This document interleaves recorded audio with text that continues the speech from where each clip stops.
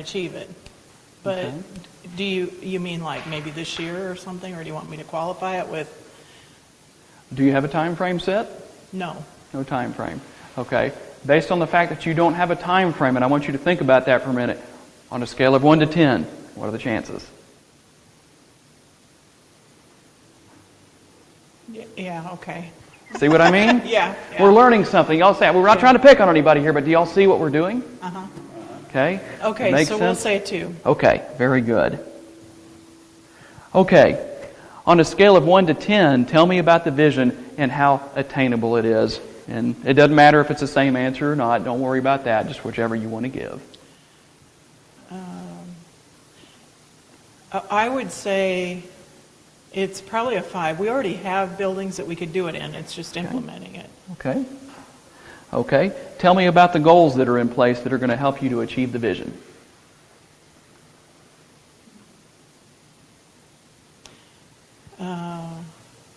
I guess I don't know what goals would be in place to do that. Okay. So we'll just do this, and that's okay. This is all going to change over time.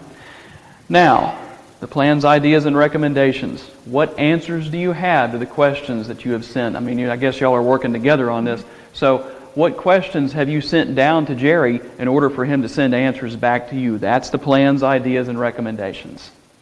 I would say it's probably a 4. Okay. Tell me about the action steps that are currently being taken. What's the number? I would say 3. Okay. Okay. All right. Very good. That didn't hurt too badly, did it? So here is what I want to encourage y'all to do. And if y'all need to take a picture of this board or whatever, and we're going to keep this. And so at the end of the week, I'll bring it back out, and we'll use a different color and see what has changed. But here's what I want to challenge both of you to do. God is constantly speaking to you. Now, for those who don't know, God has a lot of different names, okay? And you're familiar with a lot of them, but there's one that you use for Him more than any other. You have Jehovah Jireh, Jehovah Shalom, Jehovah Nishi, Jehovah Rapha, El Shaddai, something. How many of you know that one of God's names is something? Did y'all know that? How many times have you ever said, I knew something told me not to do that? Or something told me to do that, and I'm glad that I did. It goes both ways. But you hear God's voice so easily and so clearly that that's not even a part of the equation. You don't have to worry about, well, am I going to recognize it or hear it? You do. So here's what I want to challenge you to do. Ask God about all of these different things we've gone over right here, and ask Him what needs to change in order to achieve this vision. And I want y'all to write the answers down that He gives you. And then you don't have to share those answers on Friday, but I want you to come back and we're going to revisit all of this on Friday. And I'm going to teach on all of these areas between now and then, and a few other things. But what we're actually doing is showing everybody, I'm the leader basically at this point. And I'm working with my team here to help to achieve the vision. Now, even though this isn't my vision, essentially that's how it works. So, and here's one little thing before y'all get to go back to your seats and don't have to shake anymore. If you don't know what questions to ask God, what questions do you want me to ask you? He'll give you the answers after He gives you the questions. So, give them a round of applause. They did a great job. And I'm going to hand this back to Matt. I turned that off just in case. That makes sense to everybody? Y'all kind of see what we did there? Okay, that's prophetic leadership.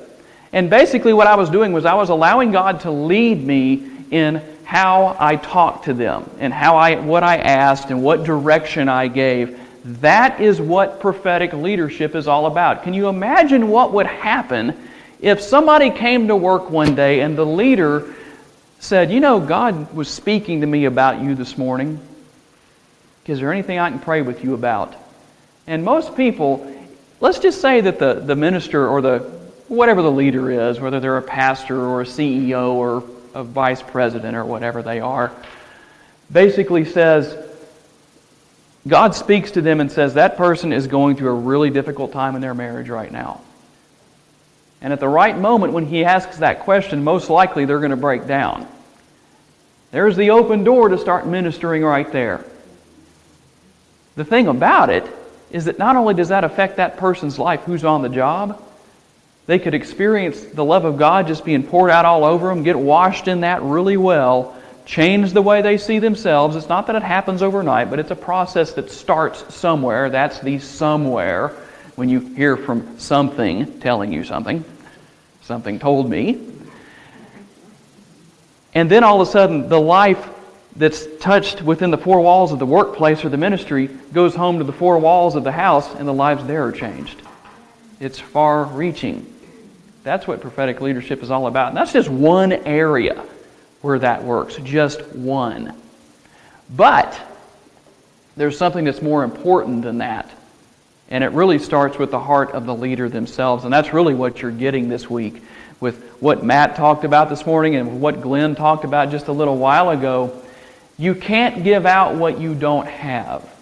You can learn it. Somebody can help you to learn it.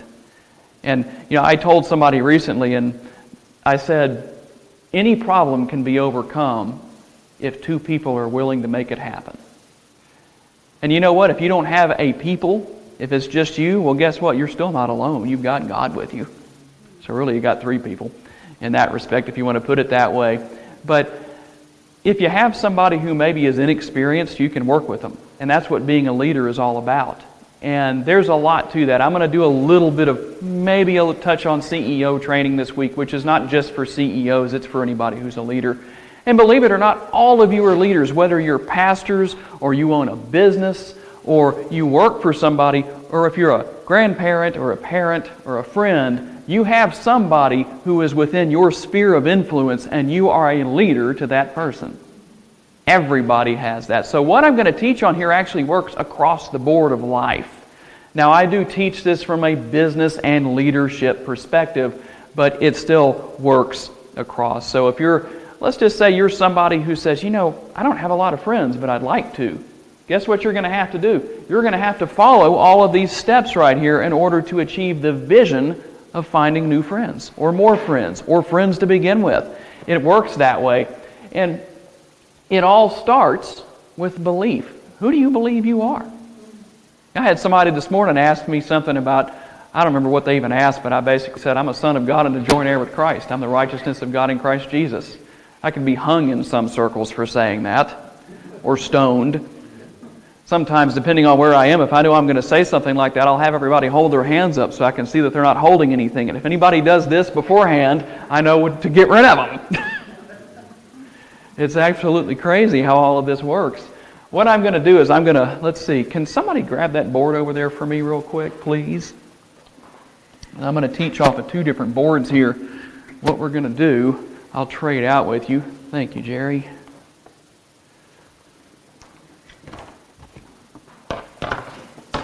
Make sure that's up there okay. Okay. The thing about belief is that everything is hinged on that. The way you see yourself will determine the way you see other people. So if you're going to be the leader that God's called you to be, you have to first be able to see yourself as God sees you so that you can lead your team the way that God would lead them. One of the problems you run into, the more people you have in your organization, the more likely this is to happen, and that's insubordination. Most people, when it comes to dealing with insubordination or any kind of discipline within the workplace, it's very common to the command and control environment. We're going to teach you a lesson. We're going to give you some days off without pay. We're going to fire you. Whatever. There's a lot of different things that can happen. Did you realize when you do that, discipline is something you're doing to somebody, but there is a process that you can use that will allow you to do something for somebody through discipline. That's disciplining through discipleship, a word that all of you should be familiar with. And what you're doing is you're raising up new leaders as you do this. You have to think about this.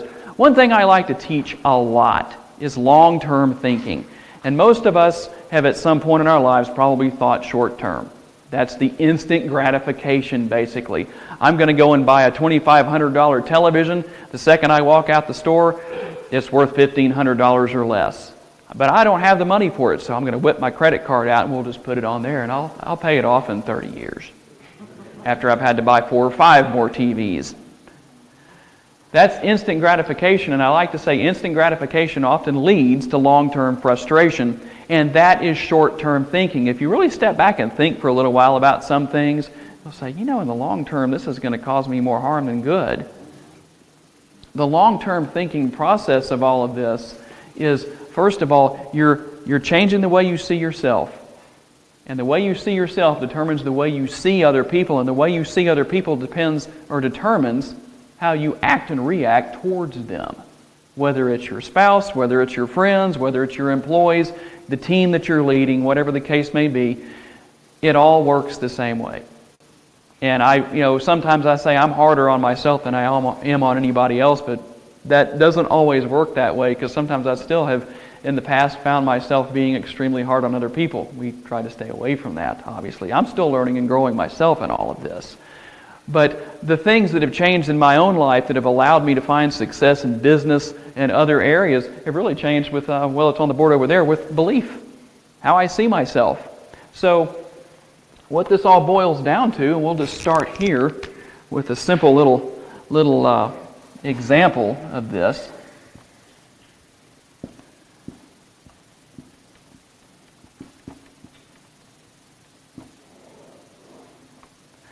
Okay, so leadership is something we're all involved in, each and every one of us. When it comes to prophetic leadership, there's 3 important steps that we need to make sure that we're walking in. And essentially, this is what I was telling Jerry and Cheryl about just a few minutes ago, and I'll unpack all of this as we go. But here are the 3 steps of prophetic leadership. Let's see. Make sure I'm doing that correctly. I hope everybody can read this. I'll interpret if I need to. So, the 3 steps for leadership is think. Oh, well, yeah, you are in the medical profession. You really do have the handwriting gift, or lack thereof. Well, we could find out who operates in the gifts. Who can interpret this? Who can tell you what it really says? Okay, so we have think, pray, and listen. And I'm going to unpack all of these for you over the next few minutes. And it'll, kind of help with what I explained earlier. It's probably nothing none of us don't already know. We just don't always walk in it. But I have a journal that I write in I type in. It's in a Word document for obvious reasons. I want to be able to read it myself. So I go back and I reread it sometimes. But what I do is I have what I call a time of Q&A with God, and I do this pretty much every day. I think I cleared 120,000 words the other day. And so I have quite a bit of this in there. So what I'll do is I'll ask God a question, like I encouraged my friends here to do, and I'll let Him give me the answer. And sometimes I'll even say, God, what do you want to tell me today? What do you want to say? What question do you want me to ask you? And that's really the thinking part, is what do you need to ask? And let me tell you a little secret about this, about the asking God questions. The more specific you are in your questions, the more specific answers you are going to receive. If you really want to know what's going on, just ask God. It's not that hard. A lot of the time we're doing things and we're operating in things and we're working on things and we're not seeing the results we should be seeing. That's when we go to God and say, God, what's going on here? More often than not, it has to do with that first thing on the board, the belief, because we don't see ourselves the way we should. We don't believe we're capable of actually achieving the vision, accomplishing the goals. I'll use myself as an example, and we have an ongoing process with this, but for the longest time I've wanted to get into the rental property business, real estate investment and property management. I own a company called Winlight Properties. If any of you know anything about the sport of drag racing, that is the Winlight I'm talking about. It signifies victory. I used to drag race as a hobby, so I use that a lot. And so a friend of mine that I went to Bible college with, a guy by the name of Tim Winders, who at one point was known as the best real estate coach in the country. And I was just astonished to find out about this. He's a student at the Bible college I went to out in Colorado for a couple of years, and he's there right now. And just a wealth of knowledge when it comes to business and things like that. And he started a business from scratch doing this kind of stuff, owning rental properties. And in 12 months, they bought and sold a combination, but they were all purchased, 36 properties. Pretty good from starting from scratch. So that's just, he knows what he's doing. So at one point late in the school year last year, I was going through the business track at Charis Bible College. Tim said, hey, listen, I want to give away my material. And he gave us all the information we needed to come watch this video. You just basically emailed him and told him you wanted it, and he gave it to you. I'm not going to say what he used to charge for that kind of stuff. Number one, I don't really have his permission to do that, so I probably shouldn't do that, but it was no small amount, and what I got was no small amount. Well, I moved back to Louisiana from Colorado, or what I called Coldorado, kind of like it is here. Actually, it can be a little bit colder there at times too. But I'm from Louisiana, so I'm not as used to the cold as some people. It's just is what it is. You know, I asked God an interesting question here recently, and I said, this is what I do. This is how you do it. Anything you want to know, ask God. So I'm being kind of transparent here. I said, God, what would you like? I'm not married. I haven't been married yet. I will be. But I said, what can you tell me about, what would you like to tell me about my future wife? You know what he told me? He said, she loves the snow. She loves to play in the snow.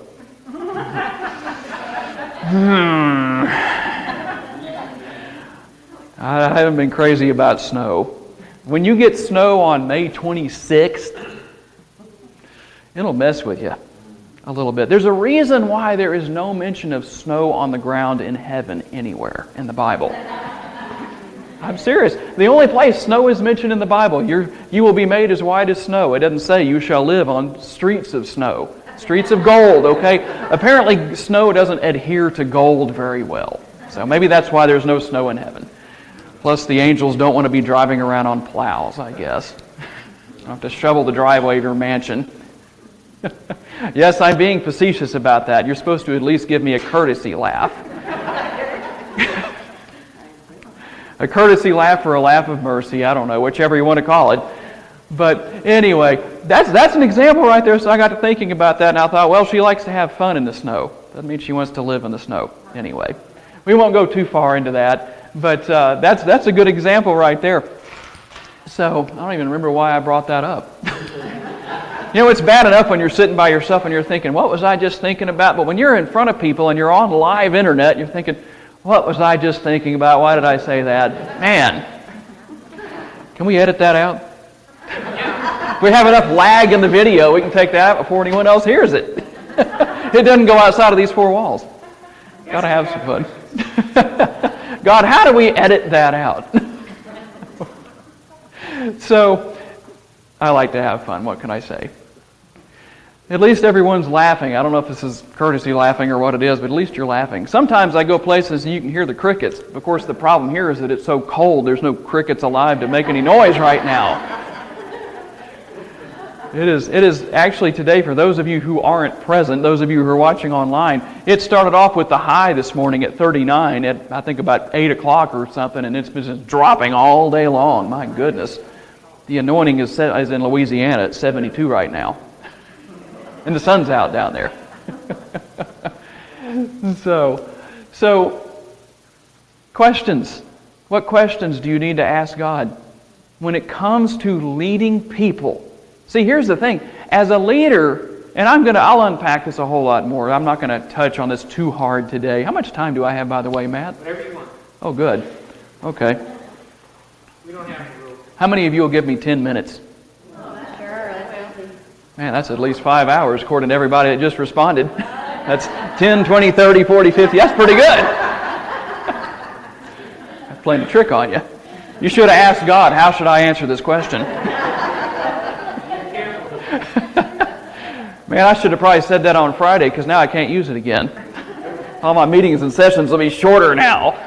So this is the thing. When you're leading people, and I'll touch on this further, probably not today because I really want to cover this leadership model right here. But when you're in leadership, one of the most dangerous things you can do is be a technician as opposed to a manager. How many of you know what I'm talking about when I say that? Anybody here understand what that means? The technician is the person who is hands-on in everything. They may be sitting up in their office overlooking the production facility at their place of business, and they look down and they see somebody running a press incorrectly. Just as an example, there's a lot of different things I could use in this, but they see somebody who is not running their machine correctly. They stop what they're doing. They stop making the phone calls they need to make, answering the emails they need to answer, looking over the projections they need to look over, all of that stuff that a CEO or leader should be doing for the business. And they go down and they take over on that press. And they do that for an hour or two to catch production back up. Then they have to go back to their office, and guess what? The phone calls are still waiting, the emails are still waiting, the spreadsheets are still waiting to be looked over, the projections still need to be viewed, all that kind of stuff. They're behind. They're there really late.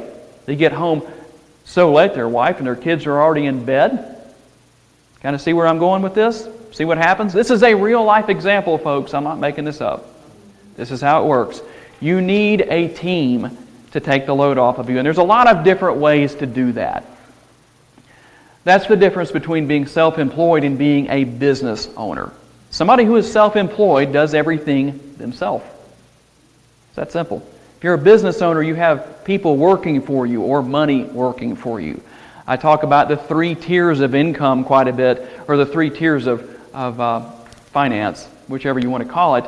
Tier 1 is money you work for. That's where most people are. You have a job or you're self-employed. Believe it or not, when you go from having a job being self-employed, you've actually created a job for yourself. It's twice as much time. You might be making a little bit more money, but if you factor that out to what you're making per hour, that's not always the most enjoyable thing, but it can be a good wake-up call. It can be a good thing. The second tier is money that works for you. That's being the business owner. That's when you have the production facility where people are working, when you can see it from your office, from the window, but you don't go down and actually do something about it. You have people in place and what I call plans, policies, and procedures to deal with that. Somebody who may be a trainer who's working out on the floor that sees something going wrong over here, they go and deal with it and maybe pull out a workstation instruction manual or standard operating procedure, and they go over that with the machine operator. And they catch them back up. They help them to see what they're doing wrong. It's a benefit. The biggest thing that you're going to gain, and there's a lot more I could say about that, but I'm not going to take time to do it just to try and stay on track here. Whether you're a pastor or a CEO or whatever you are, it works anywhere in leadership, but when you're that top person, basically, you're not going to have a whole lot of time to think about what questions you want to ask God because you're too busy putting out fires that you should have other people in charge of to put out, to the point that you probably won't even know about them until after they've been put out. That gives you time to focus on asking those questions. And one of the things you're going to do with this is you're going to spend time talking to God. I don't know if I'm going to get to it today or not. We'll see. But let's see. Where did I put that stuff? I'm looking for my eraser. I don't know where I put my box. I guess it's over there. Yeah, if I can get that eraser, I'm going to need that in just a minute. Thank you, Jerry. I'll explain this a little bit as we go. Thank you very much. If I can get to it today, I'll kind of talk about vision casting and what the leader does with that and how you keep the momentum going. Believe it or not, this is so simple. And it all ties into point number 1 here. I may not even get beyond that today, but that's okay.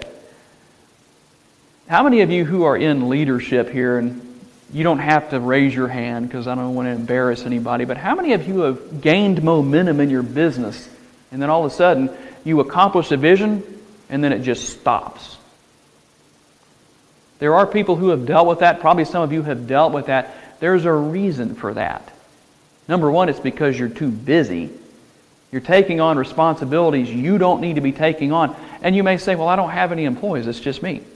Well, you can outsource things. You probably have an accountant. You probably have a lawyer. You probably have a janitorial crew. That takes some load off of you. So you have a team of sorts. it's still not the same thing. The best thing you can do is have a team of people who are working in the trenches. They're the ones. Do you know why you go and ask those and send the plans or ask for plans, ideas, and recommendations when you're sending the questions down to your team expecting answers to come back to you?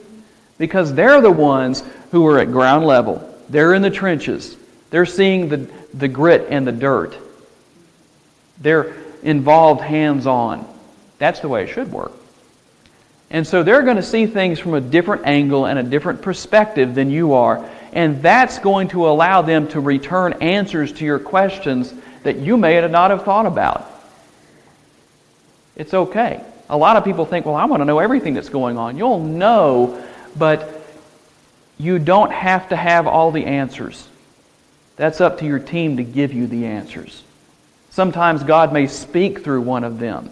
Sometimes when we're busy running our companies, like with Winlight Properties, I have a partner in that business who has a really good head on their shoulders, and they've brought some questions to me and asked some things and made some recommendations, and stuff I hadn't thought about. It's a good thing.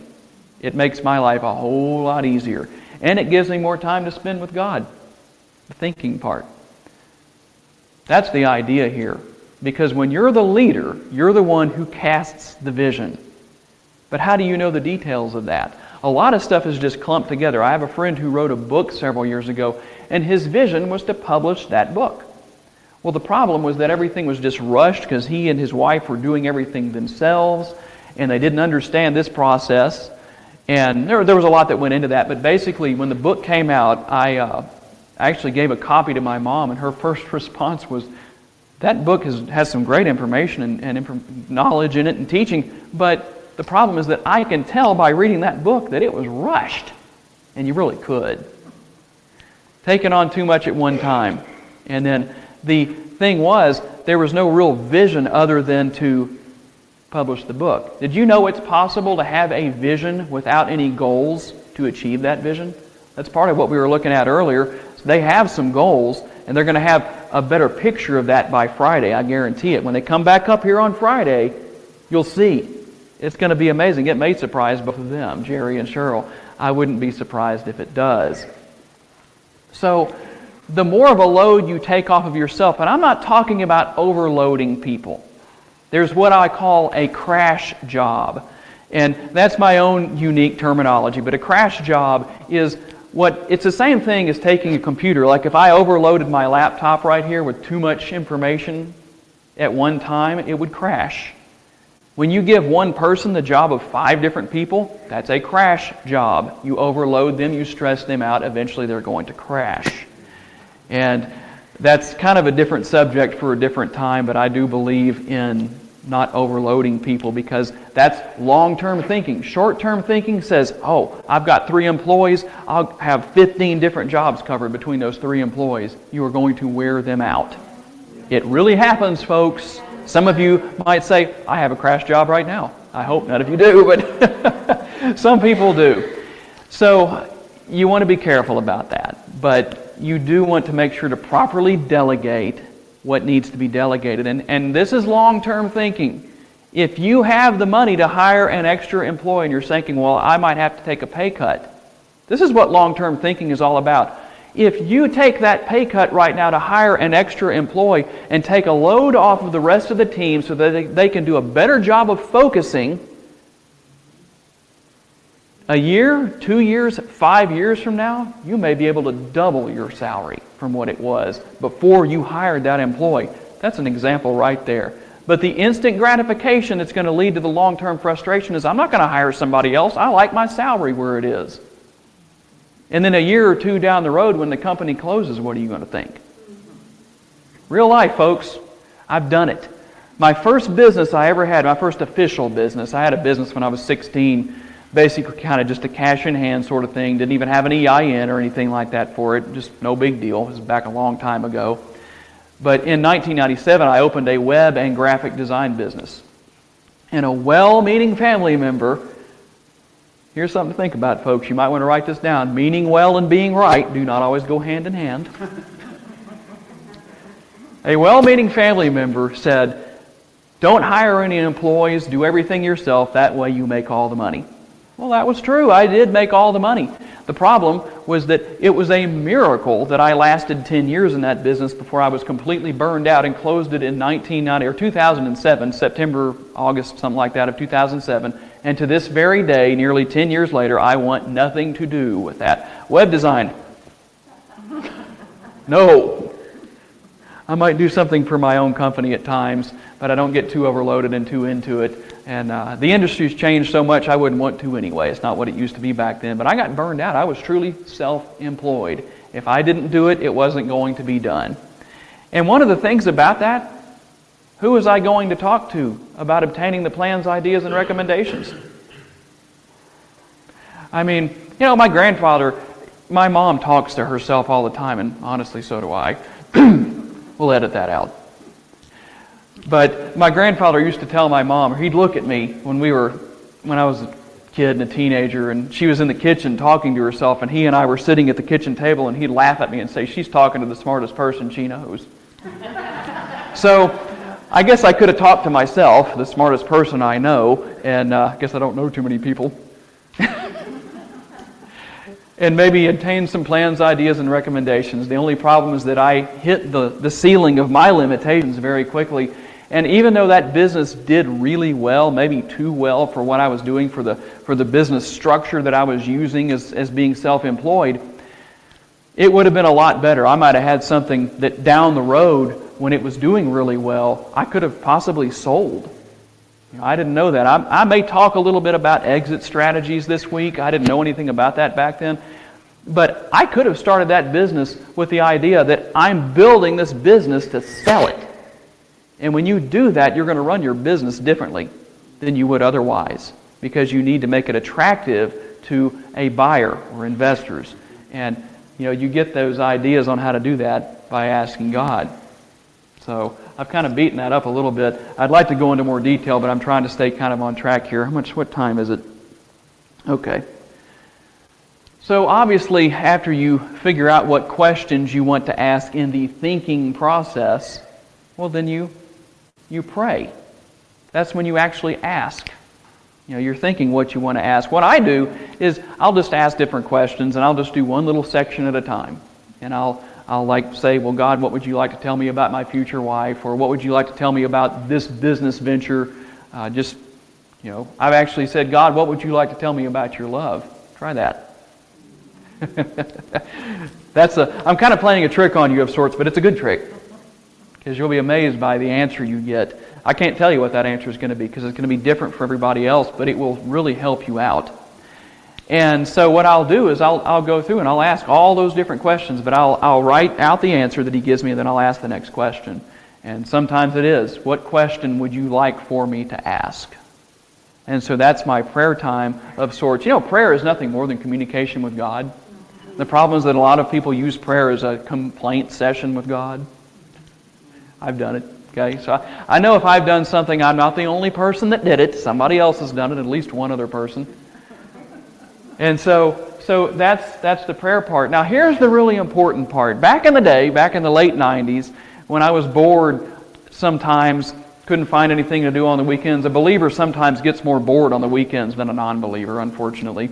It tends to happen that way. Unless you do what I used to do at one point and have a race car, then you're just spending all your money and having to believe for more. But that was when I didn't really understand money like I do now. I look back and think, good night, if I had known what I know now, I could have bought a bunch of rental properties with all that drag racing stuff that I did. And drag racing's fun, but it's expensive. If you want to blow a lot of money, that's an easy way to do it, among other things. But I would actually go, I'm dating this a little bit, but it was back in the day I had this list of things I would pray over on my Palm Pilot.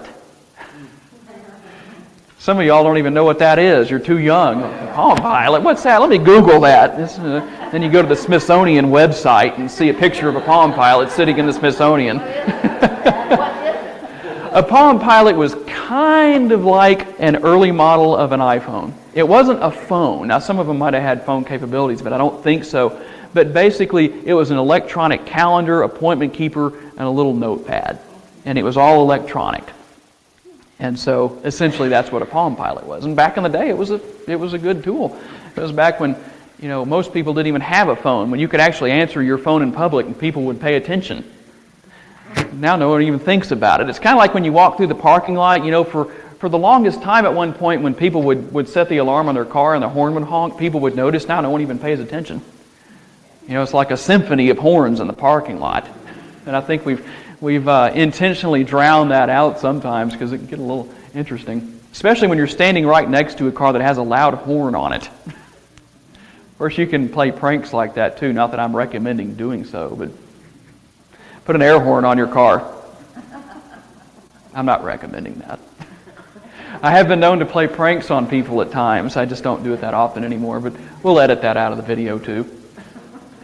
The whole reason I say all of that is back when I used to do that, I would have this list of things that I would pray, and I would go up to the church where I was attending at the time. I happened to have keys to the church, and on a Friday or Saturday night, I would go and I'd pray over those things that were in the Palm Pilot. The problem was that I would pray.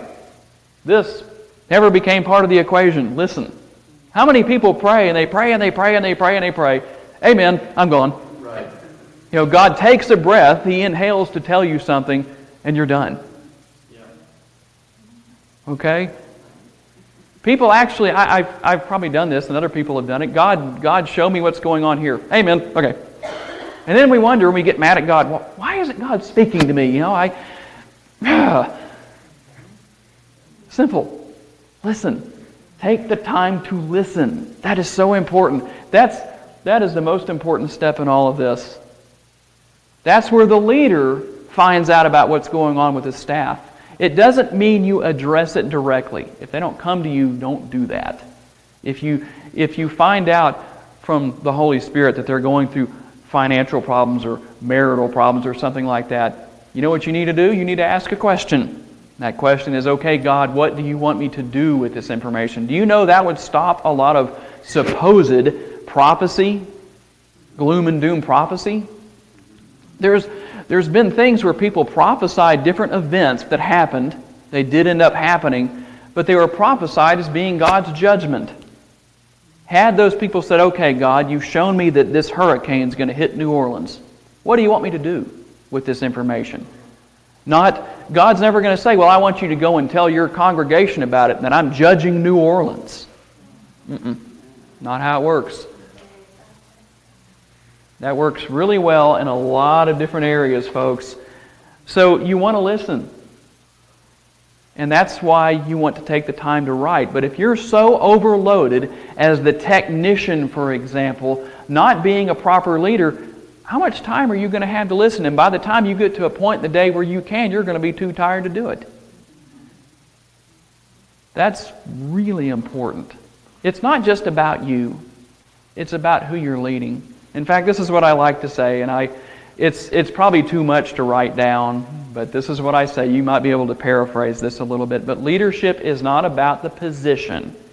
Leadership is about what the position allows the leader to do for those being led. That's what it boils down to. So when you're asking God questions, what do you want to show me about my staff? How can I pray for my staff? What questions do you want me to ask them? How are we going to overcome this problem? A friend of mine he's working to sell his company right now, but it's a large aerospace corporation and makes $100 million a year. Very, very nice, nice salary, I'd say. He's doing pretty well. He owns a few different things. But he would do this sort of thing. He would find out what was going on with his staff and he'd pray for them. And he was able to help people that way. Can you imagine when you do that? What are you doing in the long term? Here's one thing. I'm probably going to close on this because tomorrow I'm going to talk about goal setting and how goal setting works with achieving vision. But there's an important step that most people miss about halfway through the process. And we'll talk about that. And it'll help you out tremendously. But one thing you want to do as a leader is never put anybody down because of a mistake they made. When it's genuine, noble failure. Sometimes people fail because they just don't care. You know the difference. I don't have to explain that. But think about this. Think about mistakes that you have made. And I think everybody here has had the experience of having somebody put them down and make you feel bad because you made a mistake. Okay? What would have happened if whoever that person was had come and celebrated that mistake with you, that noble failure? What would that have done for you? How would that have made you feel? You probably would have come up with a solution to the problem, whatever went wrong, simply because it woke up a different part of your brain. Different chemicals started to flow. You know, one of the things I do want to talk about this week is understanding people. It will make your life a whole lot easier.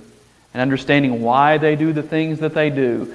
Hopefully I'll remember to get to this, but here's one of those. Why the 50-year-old man throws a temper tantrum like a 5-year-old child. There's a reason for that. And it's actually really pretty simple. I won't explain that today. We'll try and do that another time. But when you start going through all of these processes, if you celebrate noble failure with your staff, you're going to make people feel worse something. They're going to work harder for you under that stress-free environment than they would if you were using the typical command and control. Everything's done through fear. If you fail, you lose. No. If you fail, you win. That's how it should work. The biggest problem that most people deal with, and I'm not talking about just in business, it's across the board, is they find something they don't like, they see something they don't like, they feel disconnected, and that's it. There's no question, how can we get through this? Is it possible that there are things that can't be overcome? Yeah, but we need to look at all the options, first of all. Okay, that's what you do. That's why you're looking for those plans, ideas, and recommendations. Somebody might throw something out on the table and you might turn your head like a dog hearing a new sound at that idea. And if you know what I mean, and say, I don't know about that. Test it. Try it. If it works, implement it. If it fails, throw it out. No big deal. But at least try it. Are there going to be times when you absolutely know it won't work? Sure. Experience will tell you what to do.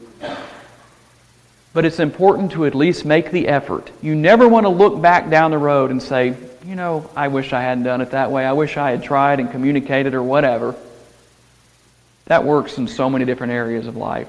And that's what the prophetic leadership is truly all about. So once I get through all of this, you'll see how all of it ties together as far as the vision casting I'm talking about and the goals that lead to achieving the vision. And tomorrow I'll try and I'm going to talk about that. It's not going to try to.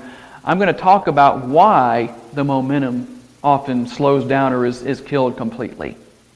And some of you will be able to identify with that. Some of you may be going through it right now. But I'll also tell you how to get it going again, which essentially I've kind of done today. You just work the leadership process here of thinking, praying, and listening.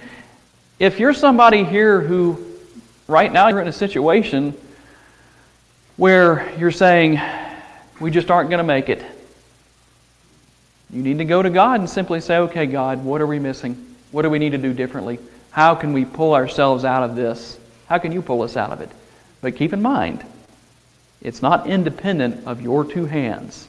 Okay? God does not control everything that happens. He has given you that power. Now, He'll lead you and show you what to do. But I want you to think about this. You are His hands and His feet. Okay? If God tells you to do something, He's not saying, okay, I've given you the power to get wealth. Do you realize every single person in the world has power to get wealth, but most people aren't wealthy? You know why? Because they're waiting on God the wrong way. They're sitting around twiddling their thumbs, sitting on the couch wondering why nothing is happening, why is nothing changing. There's a lot of different areas where that happens in life, but it can all be overcome. God, what is the first step I need to take to moving towards what I really have in my heart to do? The thing that has seemed impossible to achieve. Some of you have $100 million ideas.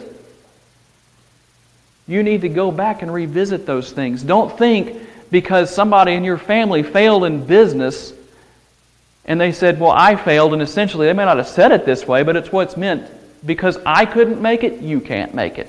That is absolutely untrue. If you can find at least one person who has accomplished what it is you want to accomplish, then it means you can accomplish it too. And you know what? If you can't find one person who has accomplished what it is that you want to accomplish, no problem. You can be the first one to do it, and then everybody can follow you. It's that simple. So, Anybody have any questions? Just on what I've talked about today. Anybody at all? No questions? Okay.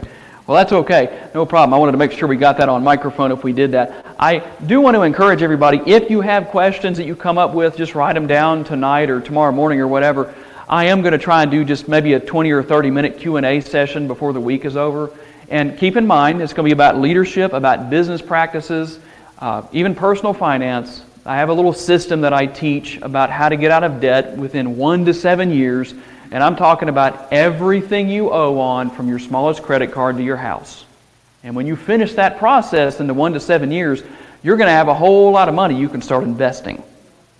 It's a real simple process. So maybe I'll teach on that at some point during the week if everybody wants to hear about that. It doesn't take long, and it just takes a little patience. It's not that hard to do. Anybody can do it.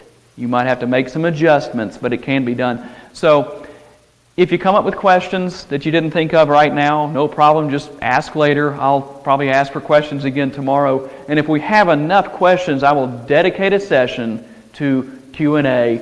And like I say, business, leadership, whether it's about ministry, something as simple as, well, right now I'm a sole proprietor. Should I be an LLC? Should I be an S corporation? Should I whatever? That kind of thing. Those kind of questions. We're dealing with this right now within our business or our organization. How do you recommend dealing with that? Those are the kind of questions you can ask. And I'll be happy to answer them as best as I can. So does that help everybody out, what we talked about? Let's get that on. Are you also a financial advisor? Not qualified as a financial advisor. I can give you advice, but I'm not actually a financial planner or anything like that. I do help people out with budget planning and little things like that. I teach them the little system I just talked about, but ultimately, I'm really not an advisor. I didn't have it in mind for myself, for someone else. Okay. Any other questions? What's good about this, everybody listening on the webinar, the 1412, and what you're talking about, these practical steps for this apply, like Tom said, to every area of life, ministry. Maybe you are still working a job. It applies at your job, too. Mm-hmm. It does. You could increase at your job, increase at your business, increase right where you're at. It was like I was talking about this morning. Being happy right with where you're at starts with that peace of God on the inside, and then from there saying, hey, what are my next practical steps? What are we going to do here to increase, to go forward, to grow? And that's why we wanted to have these sessions for you guys. Yeah, let me say something about that. He's got me thinking a little bit here. Sorry. That's good. The only bad thing is y'all are in the 20-minute chairs. Some of you notice what you have. You have like the 20-minute chairs, the 45-minute chairs, and you have the really thick padding for the 3-hour chairs. I wish we had those here. The seat can only the heart can only absorb what the seat can endure. So the longer you sit, the harder it is. Your heart gets hardened. Call the My Pillow guy. That's right. Pillows for all these chairs. But not everybody is going to own businesses or be in leadership. Some people don't need to be. It's a good thing, but not everybody has the stamina to do that. I'm going to tell you something. Being in business is pretty hard. It's the opposite of being an employee. When you're an employee, it's the instant gratification of knowing how many hours you work per week in most cases and how much you're going to be paid. You know you're getting a paycheck. Now, I know there's variations of that. You can get laid off, places closed, things happen. But that's the instant gratification on the front end. But typically when you have a job, on the back end, you hit that pay scale limit, and you find out, I'm not making enough money. I got to go get another job. Or you lose that job, and then you have to start the process all over again, maybe making less money. In business, it's the other way around. You start off not making much money, if any at all, but on the other end, when you work the process correctly, being successful in business or any kind of ministry or anything like that is not that hard. Just some simple little principles. And I'm teaching some of that. It's not that hard, but it's the other end of it. The thing about it is, if you're an employee and you're saying, I'm not making enough money, you need to figure out what goals you need to set and achieve in order to achieve the vision of making more money. Do you need to go back to school? Do you need to learn a new skill? Do you need to sit down with your boss and say, hey, listen, I'd like to have a pay raise? Doesn't hurt to ask. So, even as an employee, you can implement all of this stuff. You can go to God, you can work the process here, and you can see what questions He wants you to ask Him about the situation. What do you want me to do to make more money? What can I do to make more money? And then you start praying that, and you listen, you write the answers down, and then you just work the process with action steps. It's pretty simple. So, that's all I have for today. If nobody else has any more questions, I'll see you. Let's see, Matt. This isn't really a question. I'm just curious about something, and actually maybe a question to Jerry and Cheryl, but to you as well. Okay, in the beginning, belief on that board over there. Okay, and I may be mistaken. I don't know. Jerry, did you say 10 in the beginning? Cheryl, did you say 10 in the beginning? No, mine did not. Jerry might have. He started off with 10. Okay, and you went down to 2, but what did you start out with? Do you remember? Did you say just 2? I think so. Okay. Well, I thought you said 10, but it doesn't matter. But to me it looked like Jerry said 10, that there was some doubt, and I can't remember where that came from. If it came from you were like thinking, are you sure? And then he dropped it down to 2 or something. So I'm thinking if you don't believe 100%, that's to me showing doubt, and I'm just wondering I'm curious as to, did you believe that they couldn't believe for 10? Or, so maybe I'm missing the point. Well, that's a good question, actually. That's a very good question. And here's how that works. When you're working to achieve a vision, you're typically not the only person involved. There are other people involved. Okay? God does not control everything, so even though God can make things happen and all that stuff, God works through people. He doesn't work independently of people. So, essentially the best way I can answer that question is kind of like living your daily life.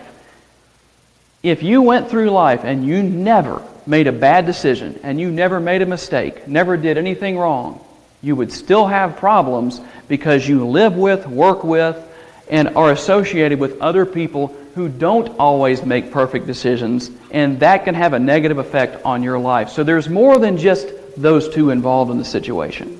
There's other people. There might be, maybe not in this particular situation as far as the ministry goes and opening the healing rooms, but there are other people involved. It could be a vendor who falls behind because they have a technician as their CEO, what I was talking about earlier, who gets behind on things. And because of his decision making, it affects other people. So ultimately, the decisions of other people have a lot to do with that. When we just automatically say it's a 10, it'll never work that way. Because number one, God doesn't control everything, so His will isn't automatic. And since God doesn't work independently of people, you have to account for the fact that there's probably going to be some delays along the way, different things. It's okay. There's nothing wrong with admitting that that's the case, but it's kind of like somebody who says, one of the things I teach about how do you discover who your target market is for a product or service. And no matter what the case is, under no circumstances is everybody your target market. It never happens. And that's where a lot of people get in trouble. You know, I probably shouldn't talk too much about that because I'll teach on it for another hour or two. But y'all did all give me 10 minutes apiece. So I have some grace time. Does that help to answer your question? Yes, thank you. Good deal. Well, this is cool. This is cool. It's all about leadership. I'm going to second what Tom said. You're all leaders. Whether you start a business or not, you're in leadership. So you're a believer, you're a leader. Everybody watching online, we thank you for being with us in this session. We got 3 more with Tom, 4 p.m. every day, Central Time. Share the links. Amy put on the TwoGuysAndABible.com. She put a button right at the top there when you get on TwoGuysAndABible.com that says watch the live on Google Livestream or on the Hangouts like you guys are at. But they can click on that directly, not have to be registered, or they can go to the Fourteen12.com. That's the word 14, the number 12.com, hit the blue button, register for live shows. That way you can chat and interact, send Tom questions, send Glenn questions, anybody who's in there every day. Tonight, 7 p.m., the Gospel of Mike radio show. Mike Bateman is going to be with us, going to be right here. So we're going to let you guys have a break, head out, grab some dinner, be back here at 7. And thanks. That was excellent. Appreciate you, Tom. If you guys want to go to his website, tom-tompkins.com. Or the lifetimevisionary.com. Lifetimevisionary.com is the new one. Yeah. You get to that. Are all those forwarded? People who have your old links and all that? Yeah. So forward, and he's got his little, what do you call the little money minutes you do on the 1412? Oh, business nuggets. Business Nuggets on the 1412 radio. So thanks, guys. We'll see you in just a little while. You're welcome. Stop the Facebook Live. I guess I'm turned off. No, I'm not. You just got to hit publish on that. Actually, finish